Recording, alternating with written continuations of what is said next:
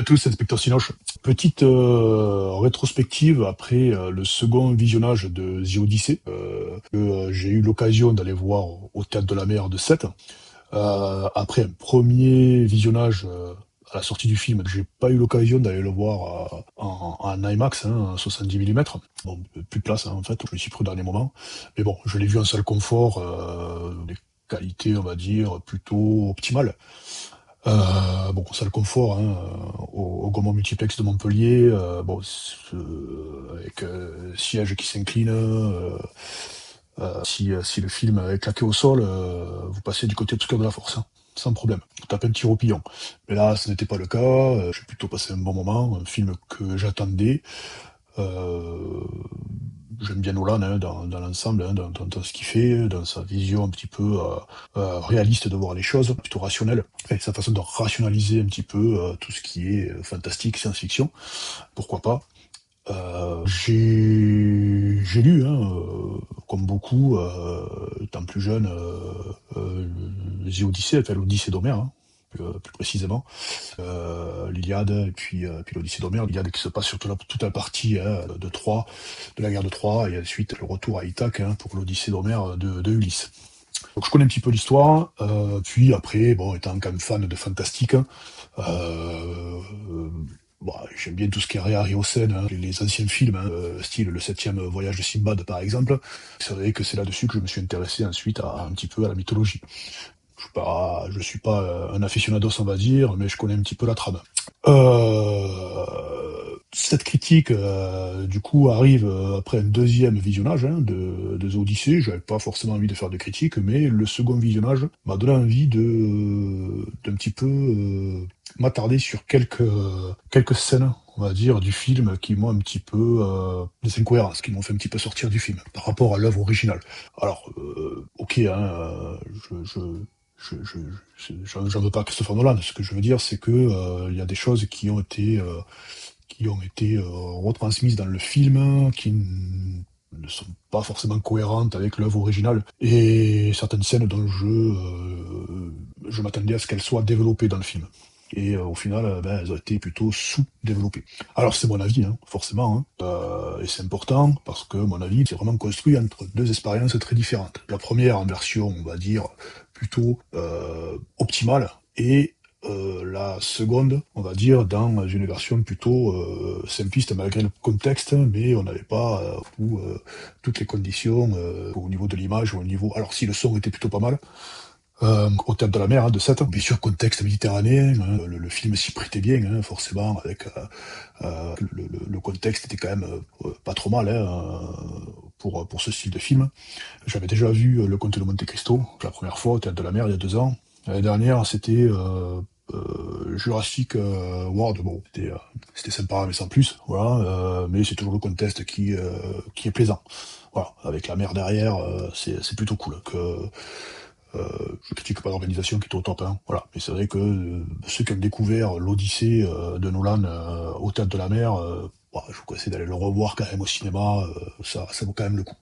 Donc critique qui va se baser un petit peu sur les incohérences, voilà, que j'ai ressenti dans le film. On va en discuter. Alors finalement, j'ai vu le même film, de deux manières différentes. Donc, la première fois, je l'ai surtout vécu au Gaumont, et la deuxième fois, je l'ai davantage regardé, on va dire. Donc, au premier visionnage, j'étais absorbé par les décors, donc forcément les paysages qui sont incroyables, le son de Ludwig Göransson, et par la curiosité de découvrir ce que Nolan allait faire de l'Odyssée. Au deuxième, l'effet de surprise avait un petit peu disparu, puisque bon, forcément, je connaissais le film. Je savais où le film allait, j'ai plutôt observé sa structure, bon, la chronologie et les personnages. Bon, ça m'a permis un petit peu de me concentrer là-dessus, et certaines choses qui m'avaient légèrement interpellé, on va dire, la première fois, et qui m'ont beaucoup plus sauté aux yeux, et qui ont confirmé, du coup, les premiers a priori que j'ai eu sur le film. J'ai notamment mieux vu à quel point Nolan changeait la manière de raconter cette histoire, déjà. Bon, à savoir que chez Homère, l'Odyssée d'Homère, Ulysse raconte l'essentiel de ses aventures aux Phaéciens.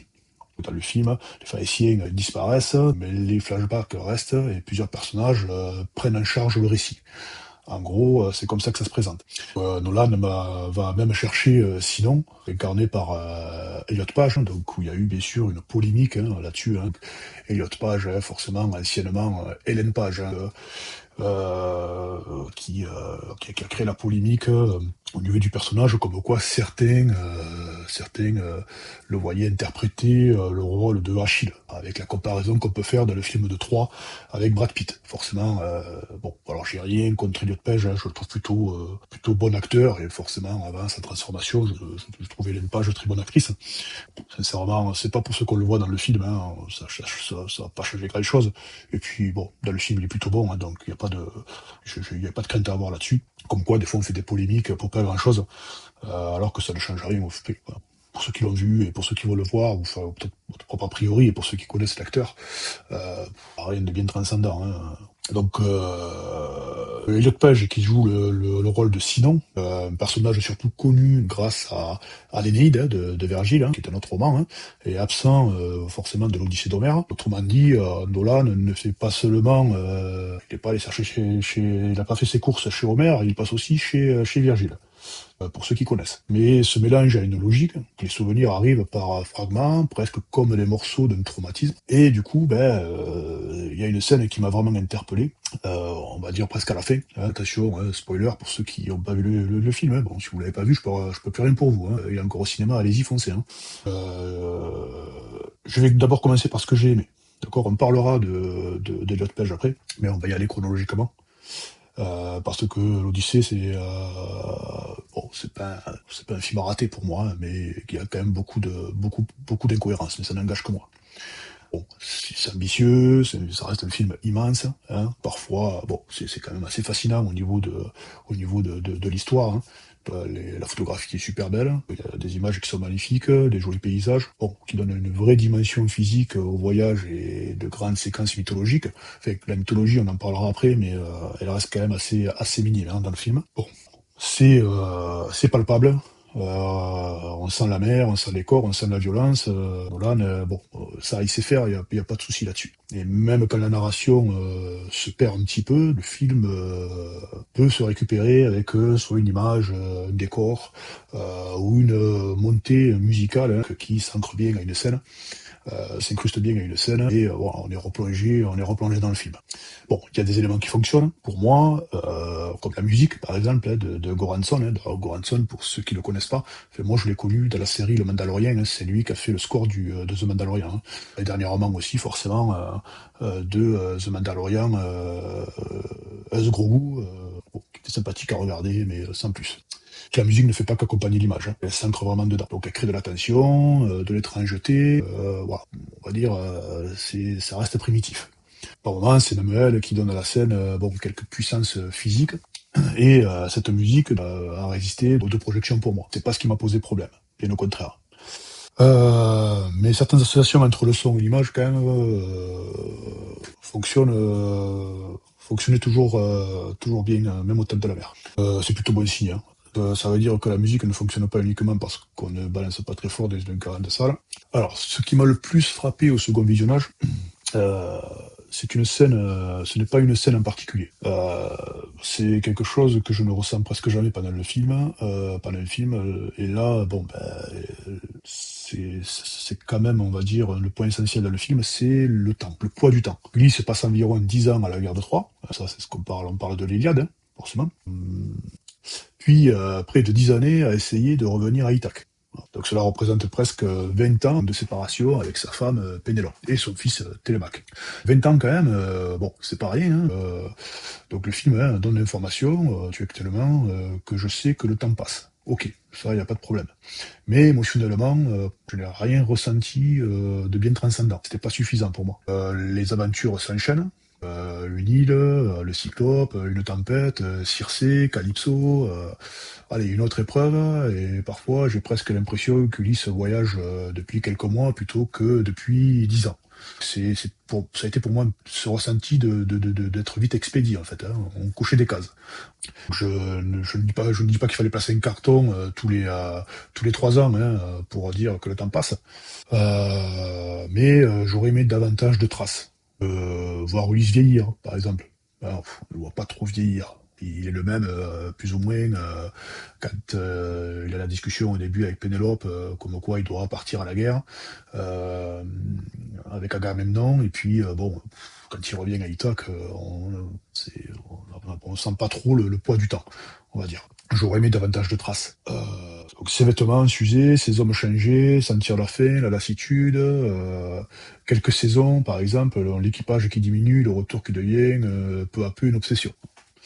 De parallèle, j'aurais aimé voir davantage Pénélope attendre et Télémaque grandir.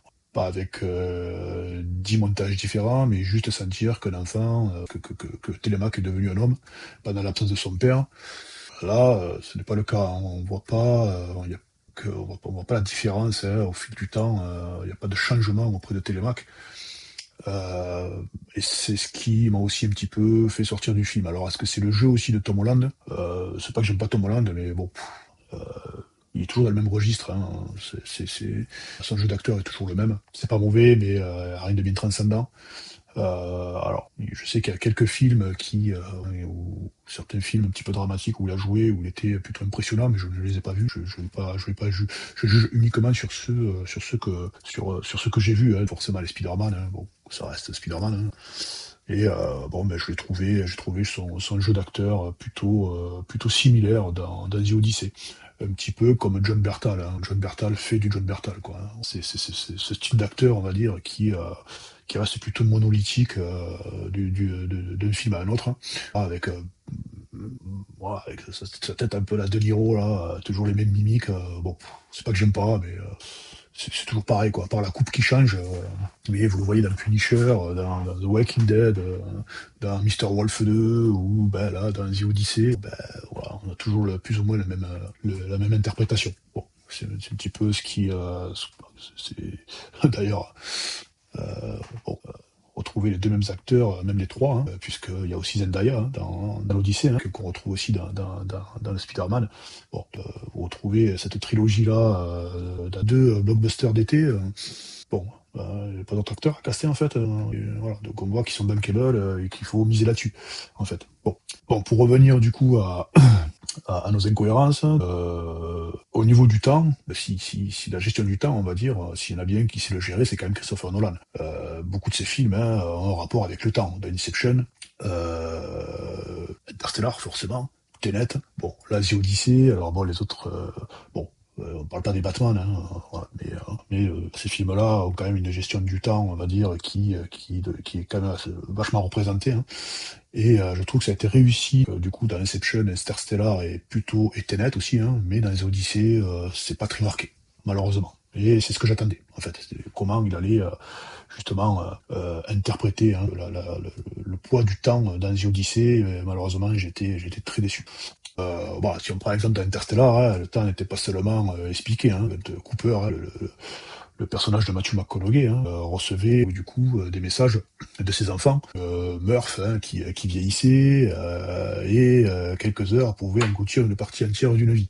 C'était vraiment bien représenté. Nolan n'avait presque pas besoin de nous dire que les années avaient passé, hein. On ressentait ce qui avait été perdu. Et ça, c'est vrai que c'est ce que j'avais beaucoup apprécié dans Interstellar. Interstellar me faisait ressentir le temps, The Odyssey me donne surtout sa durée. Et pour moi, ce n'est pas tout à fait la même chose. Je ne mets pas les deux films en compétition, mais cette comparaison explique simplement pourquoi cette absence me surprend autant venant de Nolan. Et surtout, elle finit par toucher tout le reste, malheureusement. Si je ne ressens pas les années, l'attente de Pénélope est moins vertigineuse sur la fin, forcément. La relation entre Ulysse et Télémaque moins forte, et le retour à Ithaque beaucoup moins bouleversant. Donc le voyage ne représente pas seulement une distance, il représente une partie immense de la vie d'un homme. Hein, c'est ce qu'on ressent dans l'Odyssée d'Homère. Et forcément, ça m'amène à une scène qui m'a encore davantage fait tiquer, la deuxième fois, c'est la conversation. La conversation entre Pénélope et Ulysse lorsqu'il revient à Ithaque. Alors, spoil hein, pour ceux qui n'ont pas lu l'œuvre originale ou qui n'ont pas vu le film. Hein. Ulysse qui est dissimulé, hein, marqué, pardon, hein, vieilli. Je peux comprendre qu'elle ne le reconnaisse pas immédiatement, hein, forcément. Hein, son visage hein, est encapuché, mais il y a sa voix. À l'écran, elle ne change pas vraiment. Je l'ai vu en VO, pareil. Ça ne change pas vraiment. Il parle longuement avec elle et Pénélope ne l'a pas croisé. C'est pas comme si elle l'avait croisé 2 fois au marché. Hein, ils parlent quand même longuement ensemble et c'est quand même sa femme. Donc, à un moment donné, il y a des choses qui ne trompent pas. Elle connaît sa voix, ses intonations, sa manière de parler. Alors comment elle peut discuter aussi longtemps avec lui sans reconnaître quelque chose? Bon. À ce stade, ce n'est plus seulement une question de mémoire, hein, c'est un blind test particulièrement cruel, quoi. Bon. Et ça, c'est vrai que c'est une incompréhension pour moi. Alors, je suis allé voir d'autres critiques. Apparemment, il y a une théorie qui dit que Pénélope comprend de suite que c'est Ulysse, mais qu'elle le laisse faire dans son raisonnement, qu'elle veut pas en fait interférer dans son plan de pouvoir chasser ou tuer les prétendants. Bon. Mais on ne le ressent pas forcément dans le film, que je pense pas que ce soit vraiment ça. En gros, il peut y avoir 2 interprétations possibles, hein. Donc, elle ne le reconnaît pas réellement, après 20 ans, et là, malgré la voix, j'ai beaucoup de mal. Bon, ou la deuxième, c'est qu'elle l'a reconnu, ou au moins qu'elle le soupçonne. Elle ne montre rien, elle se protège, elle l'observe, et elle le teste, et ça peut être une supposition. Cette lecture, alors si ça aurait été ça m'aurait plu beaucoup plus, mais ça, comme je vous ai dit, ça se ressent pas. Voilà. Elle refuse de lui rendre immédiatement sa place, comme si de rien ne s'était passé en fait. Voilà. Si Nolan voulait raconter cela, donc la mise en scène reste un peu trop ambiguë pour moi. Un regard plus long ou une réaction retenue aurait suffi à y mettre un doute, par exemple. Mais ce n'est pas le cas. Voilà. Il faut savoir que chez Homer, Pénélope le teste en parlant de déplacer leur lit conjugal. Donc, Ulysse sait que c'est impossible parce qu'il l'a construit autour d'un olivier enraciné dans le sol. En gros, c'est ça. Cette connaissance intime prouve son identité. Là, ça aurait été sympa de pouvoir le soulever dans le film, mais bon, Nolan remplace cette épreuve par l'arc et laisse planer le doute beaucoup plus longtemps, on va dire. C'est-à-dire, c'est quand il arrive à tendre l'arc et avec ce son ting pour rendre hommage à la bête qu'il va tuer, c'est là qu'elle se rend compte que c'est Ulysse. Bon. Je pense que tout cela donc reste lié au temps. Si j'avais réellement ressenti 20 années de séparation, j'accepterais plus facilement l'hésitation de Pénélope. Mais puisque j'ai presque l'impression que Ulysse est parti beaucoup moins longtemps, sa non-reconnaissance devient encore plus étrange. Voilà. Et puisqu'on est sur Ithac aussi, il faut parler d'Antinos. Antinos qui est joué par Robert Pattinson, qui est incroyable dedans. Que pour moi, avec Matt Damon, qui joue le rôle d'Ulysse, hein, forcément, et Samantha Morton, qui joue le rôle de Circe. Voilà, on va dire que c'est les 3 acteurs qui, pour moi, sortent du lot dans le film. Les autres, alors si Anna Thaoué joue pas trop mal, mais c'est pas elle qui m'a le plus, c'est pas elle la plus surprenante. Encore moins Tom Holland, voilà, ou John Berthold. Après, John Leguizamo aussi, qui joue, il me semble, Eumée, le mentor d'Ulysse. Hein. Alors pareil, hein, là aussi, hein, qu'il faut savoir que quand Ulysse arrive à Ithac, hein, part de chez Calypso hein, pour arriver sur Ithac, ça aussi, hein, c'est pas trop raconté hein, dans Homer. Hein. On sait que c'est les vents favorables hein, qui l'amènent vers des voyageurs hein, maritimes et vers des marins, et c'est eux qui le ramènent vers Ithac. Bon, ça c'est pas raconté dans le film, c'est plutôt vite expédié. Hein. Bon après, il faut pouvoir retranscrire en 3 heures hein, l'Odyssée d'Homère. Hein. Je comprends que ça doit pas être facile, mais certains passages dans le film méritaient d'être peut-être moins abordés pour pouvoir plus développer les étapes, on va dire, du retour vers Ithac. Enfin, pour moi, voilà. Pour revenir à Eumée, hein, donc il arrive à Ithac, il est encapuché, hein, voilà, donc et il arrive vers Eumée, hein, comme par hasard, c'est le premier personnage qu'il rencontre. Et lui, bien sûr, qui attend qu'une chose, c'est le retour d'Ulysse aussi, hein, ne le reconnaît pas. Voilà. Quand il parle, de sa façon de parler, etc. Bon, même s'il est aveugle, hein, voilà, parce que Eumée est aveugle dans le film. Et John Leguizamo le joue très bien d'ailleurs. Voilà, hein, joue très bien le personnage. On le reconnaît pas d'ailleurs. Voilà. Mais ça aussi, ça m'a un petit peu fait sortir du film. Voilà. Pour en revenir à Robert Pattinson, qui joue le rôle d'Antinos, second rôle, hein, antagoniste, hein, majeur, hein, voilà, hein, pas forcément le grand méchant du film, hein, de toute l'Odyssée, parce que lui, ça a trop d'adversaires, hein, dans le film pour ça, que la mer, les créatures, les dieux, le temps, et parfois même son propre orgueil, parce que alors il a un melon, lui, c'est vraiment démesuré, hein. Mais à Ithac, Antinos est clairement la principale menace humaine. Pendant qu'Ulysse affronte le monde extérieur, Antinos, lui, pendant ce temps, il occupe sa maison, quoi. Il convoite Pénélope et cherche à prendre sa place. En gros, c'est un faux roi. Presque Ulysse de chez Wish. Alors, il a ce côté intelligent et en même temps séduisant, mais on lui ressent aucune légitimité.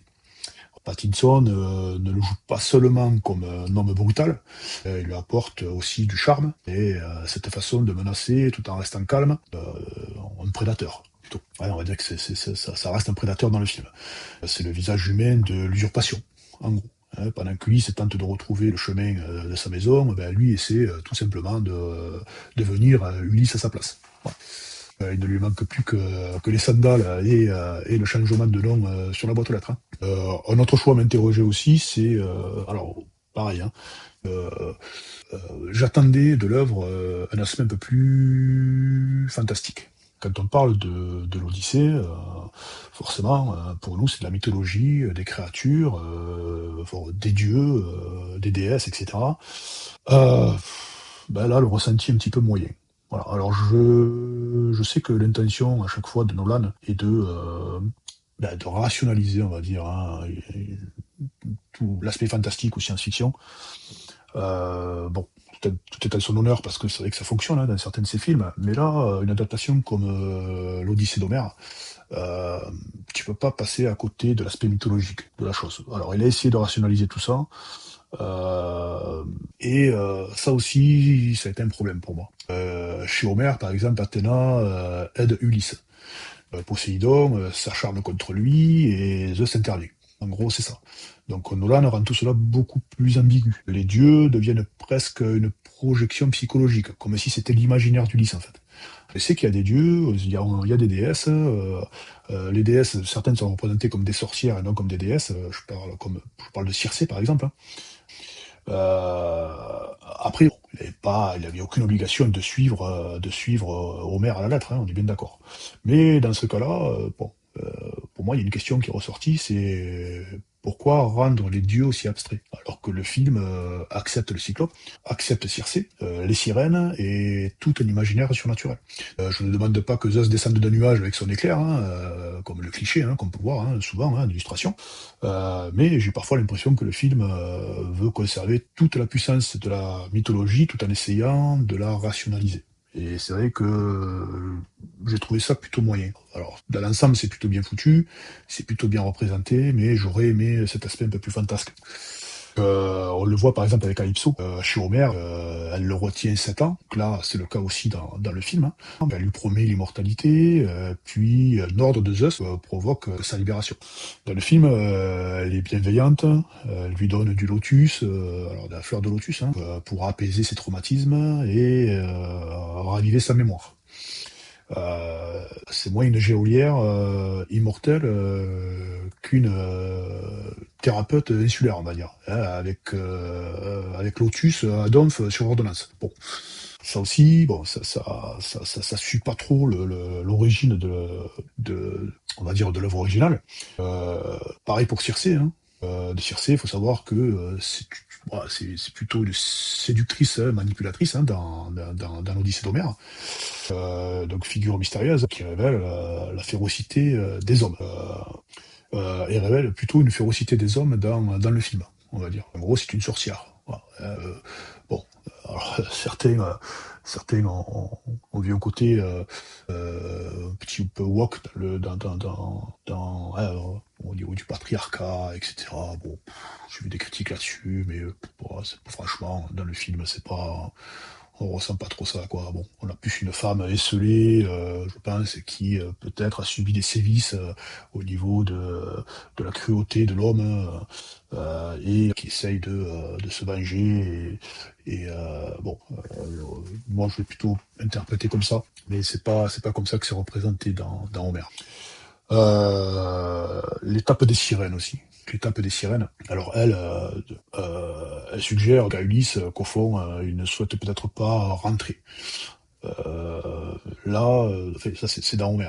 Là, c'est un passage, on va dire, plutôt rapide, hein, où Ulysse va décider par ses hommes d'être attaché à un mât pour justement écouter le chant des sirènes, l'envoûtement du chant des sirènes. Je pense, moi je l'ai compris comme ça, plus pour extérioriser, on va dire, le mal-être qu'il a, et, euh, lui procurer on va dire, du bien-être, hein, et d'autres sensations, plutôt que le souhait qu'il y a dans Homer. Donc, mais c'est vite expédié aussi. On voit quelques silhouettes sur des rochers comme ça. Rien de bien transcendant. La scène est plutôt pas mal jouée, mais ça n'apporte pas grand-chose. Ça n'apporte pas grand-chose au film.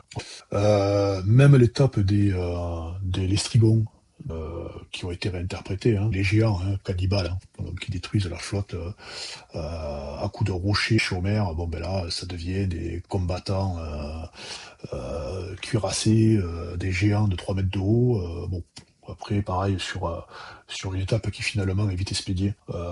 J'ai pas trop compris cette scène en fait. Bon, là, j'ai vu l'incohérence totale aussi. Chaque créature devient en gros un miroir, hein, tendu à Ulysse, mais à force de psychologiser la mythologie, le film lui retire parfois, malheureusement, son étrangeté. Je reviens, bon, à la scène du Cyclope. La scène du Cyclope est un bon exemple, hein. La scène du Cyclope est un bon exemple. Avant même la réécriture de l'épisode, j'ai un problème avec le design de Polyphème. Polyphème, hein, qui est le fils de Poséidon, hein, le Cyclope, hein, dans Homer, le fils de Poséidon. Bon, dans le film, on comprend aussi, parce que je crois qu'il prononce son nom dans la caverne, mais deux fois, mais j'ai pas trop bien entendu. Et ce qui m'a posé problème aussi avec ce Cyclope, c'est les effets spéciaux. Voilà. Je l'ai trouvé trop simpliste, et surtout trop humanisé. Entre l'homme déformé et une créature qui évoque vaguement les créatures un petit peu représentées par Guillermo del Toro. Alors, j'aime bien, hein, plus ou moins ce côté épouvante, hein, mais là, je m'attendais à autre chose en fait. Euh, il est jamais inquiétant. Le Cyclope est jamais inquiétant. Par moments, j'étais moins face à une terreur mythologique que devant voilà, un voisin qui avait mal dormi en fait. C'était bon, ouais, c'était plutôt moyen.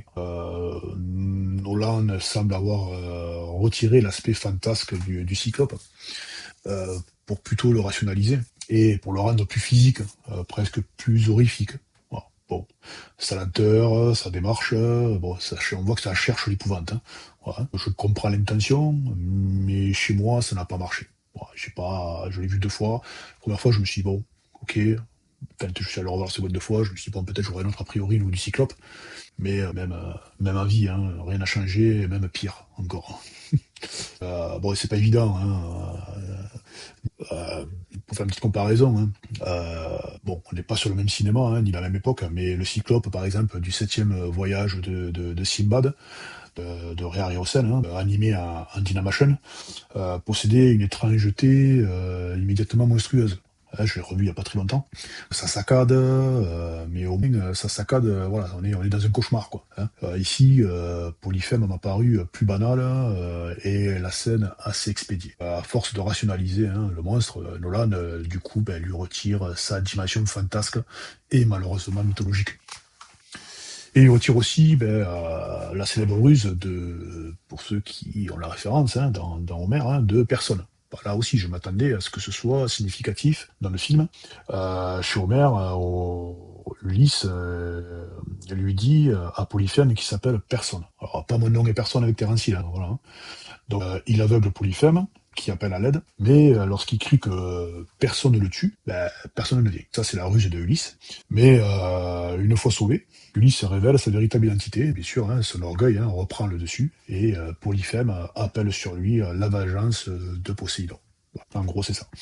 Cette mécanique résume Ulysse, intelligence, orgueil, faute, conséquence. Alors, intelligence, orgueil, faute, conséquence, qui sont quand même aussi bien poussés dans le film. Ulysse, quand il revient à Ithaque, et que certains personnages parlent d'Ulysse, de suite, oui, Ulysse, le héros de Troie, de la guerre de Troie. Bon, déjà, euh, il est quand même un melon assez démesuré. Et le type peut être le mec le plus intelligent de la pièce, et 30 secondes après, tout foutre en l'air parce que son ego reprend le dessus, en gros. Voilà. Nolan rend l'affrontement plus physique. Bon, je comprends le choix, mais on perd une partie essentielle de la psychologie d'Ulysse. Son intelligence le sauve, son orgueil, en gros, le condamne. Bon, le rythme général renforce cette frustration. Certaines séquences sont impressionnantes, bien sûr, grâce au paysage, au son et à la musique, mais leur succession donne parfois le sentiment qu'on coche, comme je vous l'ai dit tout à l'heure, des cases. Le Cyclope, c'est fait, Circé, c'est fait, les sirènes, c'est fait, allez hop, au suivant. Jusqu'à le retour d'Ulysse à Ithaque. Bon, j'aurais aimé que tout ça, entre ces scènes-là, soit plus développé. Bon, après, franchement, se retrouver seul sur une île déserte avec Charlize Theron qui pêche, pour vous, le voyage d'Ulysse aurait très bien pu se terminer là-dessus, comme Happy End. Bon, allez, petite parenthèse. Alors, ok, jusqu'à maintenant, je caricature, forcément. Le problème, forcément, c'est pas la qualité de ces scènes, mais c'est ce qui manque entre elles. Mais la globalité du film reste quand même réussie, qu'on soit bien d'accord. Bon, j'aurais aimé, par exemple, au niveau du temps, davantage de journées ordinaires, de silence, de tension, de fatigue. On va sentir le moment où le voyage cesse d'être une aventure et devient vraiment une prison. Elles sentent ce poids-là. C'est probablement dans ces respirations que Nolan aurait pu nous faire ressentir les années. En revanche, il développe bien Ulysse comme un homme marqué par la guerre. De toute façon, il est marqué par la guerre, du début jusqu'à la fin du film.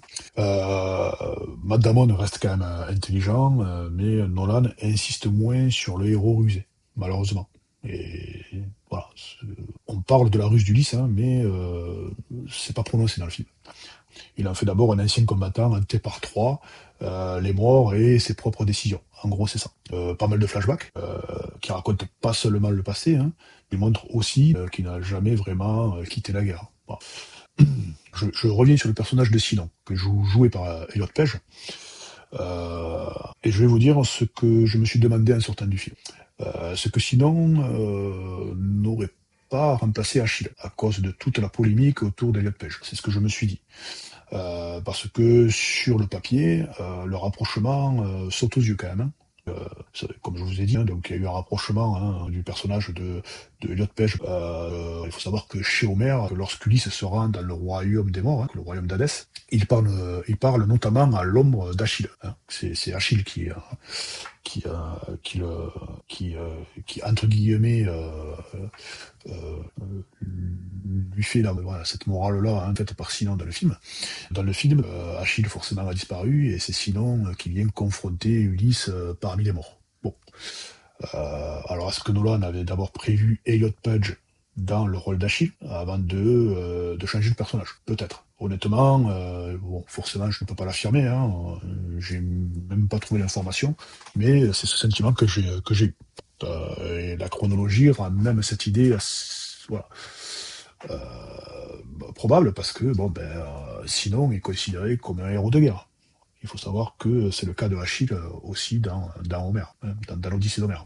Mais bon, je ne veux pas en faire la polémique, mais on se pose la question. On se pose la question, est-ce que Nolan n'aurait pas remplacé le personnage de Achille par Sinon, par peur d'attiser les foudres de certains détracteurs. Bon, de toute façon, comme je vous l'ai dit, c'est pas le peu qu'on en voit qui nous fait qui fait avancer le public. Sur le plan narratif, pour moi, c'est vrai que Sinon remplace bien une partie de la fonction d'Achille, en tout cas. Ça, c'est clair. Homer, Achille rappelle tout ce que la gloire guerrière peut avoir d'illusoire.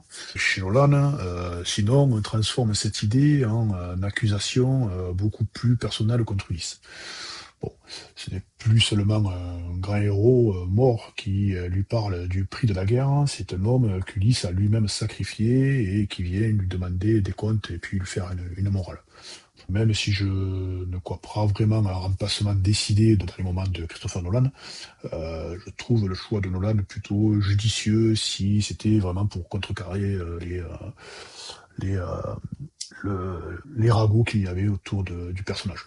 Euh, qui ne remplace pas seulement un personnage par un autre, qui transforme la scène pour qu'elle parle directement de la culpabilité d'Ulysse. En gros, c'est ça. Le film aussi ajoute des échos contemporains autour des peuples venus de la mer. Ça aussi, donc des guerres d'expansion et de l'effondrement des empires. Inutile de faire un commentaire direct sur les migrations actuelles, hein, forcément, mais Nolan ne sort pas le PowerPoint sur l'âge du bronze, quoi. Hein. Voilà. Mais il replace le traumatisme d'Ulysse dans quelque chose de plus large. Une civilisation qui a peut-être gagné une guerre tout en préparant sa propre chute. En gros, on apprend en gros que le peuple de la mer qui est cité plusieurs fois dans le film, s'avère être du coup l'ironie que c'est l'armée donc du coup d'Agamemnon qui est considéré du coup comme étant le peuple de la mer, le peuple venu de la mer. Alors est-ce que Ulysse a réellement changé à la fin ou a-t-il simplement passé 10 ans à fuir l'homme qu'il était avant de découvrir qu'il est toujours cet homme-là? C'est la question qu'on se pose à la fin du film. Je ne vois pas cette contradiction comme une incohérence, c'est peut-être l'une des questions les plus intéressantes laissées par Nolan. Est-ce que la ruse d'Ulysse, le fait de revenir à Ithaque, n'a pas plutôt créé sa perte? Homère, après l'épreuve d'Ulysse retrouve aussi son père, Laerte, et reprend sa place sur le trône. Télémaque ne devient pas roi. Le poème est aussi plus sombre après le massacre des prétendants, faut savoir. Et contrairement à ce qu'on lit parfois, Pénélope ordonne pas la pendaison des servantes. Ulysse demande leur exécution et Télémaque choisit de les prendre. En gros, dans l'Odyssée, c'est comme ça. Dans l'Odyssée d'Homère, c'est comme ça. Nolan écarte cette partie, hein, qui supprime Laerte et place Télémaque au centre de l'héritage. Ulysse laisse le royaume à son fils, puis repart avec Pénélope vers le soleil couchant. Télémaque n'hérite pas seulement d'un trône, mais de ce qu'une génération marquée par la guerre laisse derrière elle. Le royaume, les ruines et les traumatismes, il lui laisse le lot complet, quoi. Quant à la dernière traversée d'Ulysse et Pénélope, elle reste ambiguë. Nouveau départ, exil, passage vers la mort, c'est tout. C'est pas trop ce que Nolan veut nous expliquer. Après, c'est une ambiguïté qui fonctionne, mais elle aurait été plus forte si on avait davantage ressenti tout ce que ces personnages avaient perdu avant de repartir. Voilà. Ce n'est probablement ce qui résume mon rapport au film. Alors en gros, Odyssée peut me frustrer intellectuellement et en même temps impressionner énormément sur le plan sensoriel. C'est pour ça que mon avis reste partagé, mais pas négatif. Bon, ça reste quand même plutôt positif. Est-ce que ça mérite l'engouement du film actuellement, hein? Le film, il faut savoir qu'il a dépassé le milliard. Euh, c'est pas le meilleur film de Nolan pour moi, hein. Beaucoup disent oui, ouais, c'est un chef-d'œuvre, ça dépasse Inception, ça dépasse. Non, franchement, j'ai préféré Inception, j'ai préféré Interstellar, voilà, et de loin. Hein. Bon, après, ça reste un bon film, quoi qu'il arrive, mais il y a tellement entre guillemets des films de merde actuellement que le moindre film qui est au-dessus du lot devient un chef-d'œuvre. Voilà, malheureusement, la qualité cinématographique a tellement baissé ces dernières années que dès qu'une œuvre un petit peu au-dessus du lot sort au cinéma, voilà, ça devient un chef-d'œuvre. Bon, c'est malheureux, mais c'est comme ça. Voilà. Interstellar, par exemple, hein, savait bien définir cela. Le film montrait parfaitement quelque chose de similaire. Hein. Donc on peut accomplir l'impossible, survivre, revenir, mais on ne récupère jamais les années perdues. Alors que The Odyssey, voilà, on n'a pas ce sentiment-là, hein, en fait. Bon, après, c'est quand même immense, hein, c'est quand même ambitieux, ça reste aussi spectaculaire dans certaines scènes. C'est musicalement très réussi, visuellement impressionnant, même si je reste frustré sur certaines scènes et plusieurs choix narratifs et sur certains personnages. Alors, bon, maintenant, dites-moi ce que vous en avez pensé, ce que vous avez ressenti aussi, ce poids du temps dans Odyssée ou non. Est-ce que la musique de Goranson vous a autant marqué que moi? Et surtout, selon vous, Penelope avait-elle reconnu Ulysse dès leur conversation? Est-ce qu'elle joue avec lui? Est-ce qu'elle le teste? Ou est-ce qu'elle le reconnaît vraiment pas? Bon, moi je suis sur la dernière intuition. Pour cette petite rétrospective de The Odyssey, le groupe que je tenais à faire pour m'amuser, hein, voilà, hein, rien de bien transcendant. Sur ce, je vous souhaite, les cinévores, les cinéphages, une bonne journée et n'hésitez pas à vous abonner. Bon, je fais pas ça pour ça, j'en ai rien à foutre. Mais bon, voilà, si vous passez par là, un petit abonnement, un petit pouce, ça fait toujours plaisir. Ça permet de continuer et d'être motivé à faire de prochaines vidéos. Voilà, toujours avec amusement, hein. Et ça permet surtout que je puisse partager ma passion que j'ai pour le cinéma. Je vous embrasse. Au revoir et adieu, jolie fille madrilène. Au revoir et adieu, jolie fille d'Espagne.